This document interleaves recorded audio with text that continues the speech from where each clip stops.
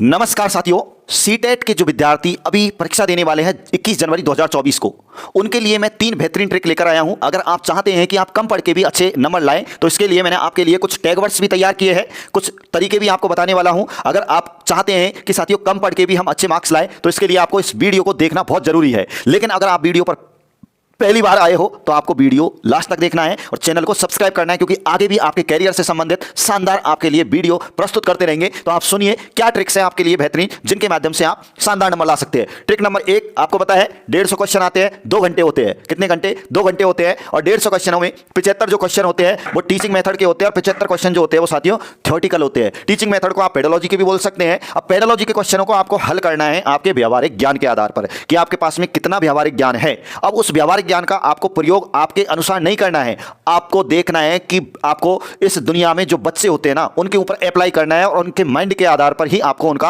Answer देना होता है। अब इनके लिए मैं आपके सामने कुछ टैग वर्ड्स प्रस्तुत करूंगा जिनका प्रयोग करते हुए आप टीचिंग मेथड के 75 सवालों को आसानी से कर सकते हैं हल। तो कौन से है वो टैग वर्ड्स, आइए सुनिए। तो साथियों टैग वर्ड्स की अगर मैं बात करता हूं ट्रिक नंबर 2 में, तो इसमें टैग वर्ड्स कुछ ऐसे होते हैं, कुछ ऑप्शन ऐसे होते हैं जो सकारात्मक होते हैं और नकारात्मक होते हैं। तो आप सोच लीजिए कि आपको आंसर सकारात्मक देना है या नकारात्मक देना है। तो देखिए सबसे पहले कुछ नकारात्मक बताता हूं। नकारात्मक में साथियों कुछ ऑप्शन होते हैं जिनमें केवल ही आता है, जैसे केवल बच्चे ही, मतलब केवल छात्र ही इस काम को कर सकते हैं। क्या छात्रा नहीं कर सकती है? नेगेटिव में गया। कठोर शब्द आते ही साथियों बच्चों के सामने कठोर चीजें प्रस्तुत नहीं करना है, क्योंकि वो समझ नहीं पाते चीजों को। सजा की बात बच्चों से नहीं करनी है, बच्चों को प्यार से मोहब्बत से समझाना है। ठीक है, जितना प्रयोग करें आप उसके माध्यम से अच्छे बच्चों को आप प्यार के माध्यम से समझा के चीजों को सिखाओगे तो आपको दिक्कत ही नहीं आएगी कठोर सजा देने की। ठीक है, मात्र और ही, केवल मात्र ही का प्रयोग नहीं करना है कि मात्र इतने से ही बालक इसको पास कर सकते हैं और नहीं कर सकते हैं, इतने से ही मात्र बालक पढ़ाई करते हैं और तो पता नहीं क्या करते हैं। इन चीजों का प्रयोग नहीं करना है। हतोत्साहित नहीं करना है प्यारे बच्चों। हतोत्साहित का मतलब होता है डिमोटिवेट नहीं करना है बच्चों को। डिमोटिवेट का मतलब ये होता है कि तुम इस काम को कर ही नहीं सकते हो, तुम बिल्कुल ढपोड़ हो, तुम नालायक हो। इन चीजों का प्रयोग करोगे तो बच्चे डिमोटिवेट हो जाएंगे और उनका पढ़ने से जो है मोह भंग हो जाएगा। ठीक है, तो समझ आ रही है ना। रटाना नहीं है, जैसे रटाना शब्द आ गया तो वो गलत है।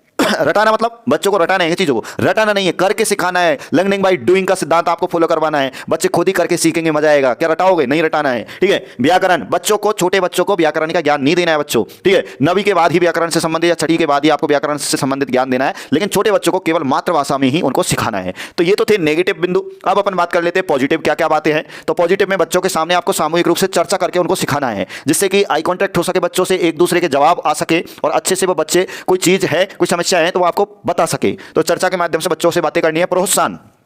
प्रोत्साहन का मतलब होता है बच्चों को ज्यादा से ज्यादा चीजों के लिए प्रोत्साहित करना है कि हाँ बच्चे तुम इस काम को बहुत अच्छे से कर सकते हो, चाहे नहीं कर सकते लेकिन कर सकते हो, ये कर सकते हो, तुम ये कर सकते हो, तुम ये कर सकते हो। मतलब उनको अंदर से मोटिवेट करना है, प्रोत्साहित करना है। अवसर, बच्चों को ज्यादा से ज्यादा अवसर प्रस्तुत करने हैं। ऐसे नहीं है कि चुपचाप तुम बैठे हुए मोबाइल में लगे हुए बच्चे भाग रहे हैं। तो बच्चों को ज्यादा से ज्यादा अवसर देने, बच्चों को गेम खिलाने हैं। ठीक है, इस तरीके से। सृजनात्मकता का मतलब होता है चीजों का, नई चीजों का विकास करना, निर्माण करना। बच्चे अपने आप ही नई चीजों की खोज करेंगे, नई चीजों का सृजन करेंगे, जिससे कि उनका माइंड का विकास होगा। ठीक है, तो सृजनात्मकता आ गया तो आपको बिल्कुल राइट कर देना है। गतिविधि का मतलब होता है साथियों पार्टिसिपेट करना। चीज बहुत सारे आपने देखे होंगे फंक्शन होते हैं स्कूल में, तो स्कूलों में बहुत सारे बच्चे एक्टिव होते हैं जो भाग लेते हैं, लेकिन बहुत सारे बच्चे भाग जाते हैं, भाग लेना ही नहीं चाहते हैं। तो उनको ज्यादा से ज्यादा गतिविधियों में भागीदार बनाना है, जिससे कि उनके अंदर झिझक जो होती है वो बाहर निकले। ठीक है, उसके बाद अर्थपूर्ण चीजें ही बच्चों के सामने प्रस्तुत करनी है। ऐसा नहीं है कि काल्पनिक वस्तुएं यहाँ पे उसके सामने प्रस्तुत कर रहे हैं, काल्पनिक चीजों को इसके सामने प्रस्तुत कर रहे हैं। उत्साहित शब्द साथियों, उत्साहित का मतलब होता है कि बच्चा कुछ ऐसी चीजें हम प्रस्तुत करेंगे कि बच्चा उसको देखकर उत्साहित हो कि हाँ यार ये कितनी गजब की चीज है, ऐसा मैं कर सकता हूँ। उत्साहित, जैसे बच्चों को क्रिकेट खिला रहे हैं तो बच्चे क्रिकेट खेलने के लिए उत्साहित है। ठीक है, एक बॉल करने के लिए उत्साहित है, एक खेलने के लिए उत्साहित है। कुछ बच्चे जो है खो खेल रहे हैं। इस तरीके से बच्चों को रुचि पैदा करनी है, जिससे कि वो रोज स्कूल आ सकें और आपसे उनका जो है अच्छे से अच्छे उनका आपसे व्यवहार जुड़ सके। तो कुछ ऐसे टैग वर्ड्स हैं जिनके माध्यम से आप अच्छे मार्क्स ला सकते हैं। तीसरी जो ट्रिक है वो बड़े काम की ट्रिक है साथियों। तीसरी ट्रिक भी आपको काम में लेनी है। तीसरी ट्रिक है बड़ा और पॉजिटिव वाला ऑप्शन ही आपको क्लिक करना है। कभी कभी आपने देखा होगा कि बहुत सारे सीटेट में ऐसे क्वेश्चन होते हैं कि मतलब लगभग 5 लाइनों का क्वेश्चन है और 5 लाइनों का क्वेश्चन है। क्वेश्चन आपने पढ़ा और जैसे ऑप्शन पढ़ने जाओगे तो आप भूल जाओगे। तो ऐसी स्थिति में आपके समझ में नहीं आएगा, लेकिन फिर ऑप्शन तोल के देखने हैं आपको तीसरा ऑप्शन ऐसा लग रहा है कि तीसरे ऑप्शन में सबसे ज्यादा वजन है और तीसरा ऑप्शन बिल्कुल पॉजिटिव है, तो आपको तुरंत उसको तीसरे ऑप्शन को करके आ जाना है। तो सबसे बड़ा और जो पॉजिटिव है उसको ही आपको क्लिक करना है। ये आप ध्यान रखना, बहुत से सवाल आपके इसी आधार पे क्या हो जाते हैं, सही हो जाते हैं। तो इन ट्रिक्स के माध्यम से आप सीटेट में बहुत शानदार स्कोर कर सकते हैं। आई होप मेरी बात समझ में आई होगी। उम्मीद करता हूं आप अपने इस वीडियो को प्यार देंगे, आप अपने चैनल को सब्सक्राइब करेंगे, जिससे कि मैं आपके सामने और शानदार वीडियो प्रस्तुत कर सकूं, ला सकूं। जय हिंद, जय भारत।